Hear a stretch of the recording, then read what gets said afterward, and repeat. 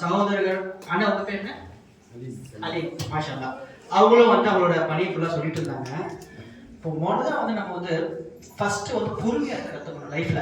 இந்த லைஃப்ல வந்து பொறுமை இல்லைன்னு சொன்னோம்னா எல்லாமே டோட்டல் அதாவது ஸ்பாயில் ஆகிடும் லைஃப்ல.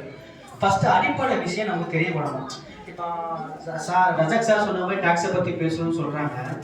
டாக்ஸ் வந்து நம்மளை பொறுத்தவரை ஒன்றுமே கிடையாது. ஏன்னா டாக்ஸ்ன்றது வந்து ஒரு வரி தான். நம்ம எதுக்காக வரி கட்டுறோம் நிறைய பேருக்கு அந்த வரியை பற்றி தெரியாது.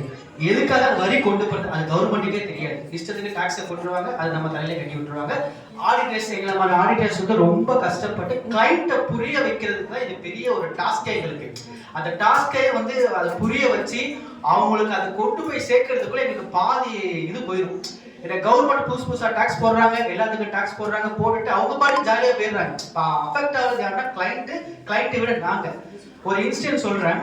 இப்போ ரீசெண்டா வந்து செகண்ட் ஹேண்ட் காருக்கு வந்து ஜிஎஸ்டி போட்டிருந்தாங்க.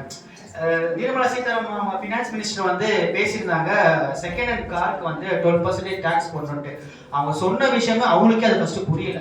ஸோ ரெகக்னைஸ் பண்ணதுக்கு அப்புறம் தான் எங்களுக்கு அது தெரிய வந்தது அந்த டாக்ஸை எப்படி அக்குமுலேட் பண்ணணும், அந்த டாக்ஸை எப்படி கஸ்டமர்கிட்ட சேர்க்கணும், அதுக்கு டாக்ஸ் இருக்கா இல்லையான்னு கூட அவங்களுக்கு தெரிய வர மாட்டேங்குது. ஸோ நிறைய ஒரு ப்ராப்ளமேட்டிக்காக அந்த டாக்ஸ் விஷயங்களை சம்மந்தப்பட்டது இருக்கு. இப்போ நிறைய பேர் வந்து பிஸ்னஸ் நீங்கள் ஆரம்பிக்கிறீங்க, அதாவது அடிப்படை விஷயமே அந்த அதாவது இப்போ நிறைய பேர் கன்ஸ்ட்ரக்ஷன் சொல்லப்போனால் கன்ஸ்ட்ரக்ஷன் நிறைய ஜிஎஸ்டி ப்ராப்ளம் நிறைய பேர் ஃபேஸ் பண்ணிட்டு இருப்பீங்க.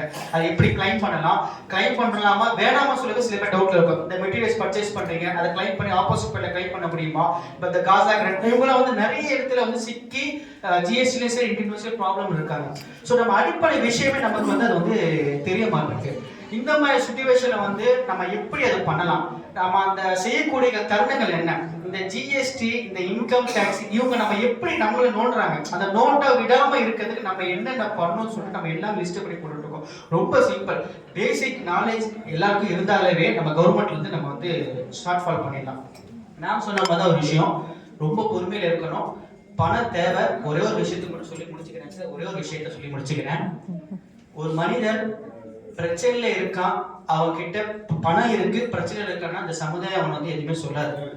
ஆனா ஒரு மனிதன் காசோ இல்ல பிரச்சனை இருக்கான்னா நாயை விட மோசமா மதிப்பாங்க. அது இந்த சமுதாயம் கட்டுக்கதையில என்னோட வாழ்க்கையில நடந்த அனுபவம் இது. ஸோ பணம் இல்லைன்னு சொன்னோம்னா யாருமே மதிக்க மாட்டாங்க. 2 பேரை தவிர்த்து நம்ம பெத்தவங்க, அதாவது தாய் தந்தை, இவங்க நம்ம என்னைக்குமே வந்து டிஸ்கஸ் பண்ணவே மாட்டாங்க. ஸோ வாய்ப்பு அளித்த ரஜாக் சாருக்கு ரொம்ப நன்றி. Thank you sir.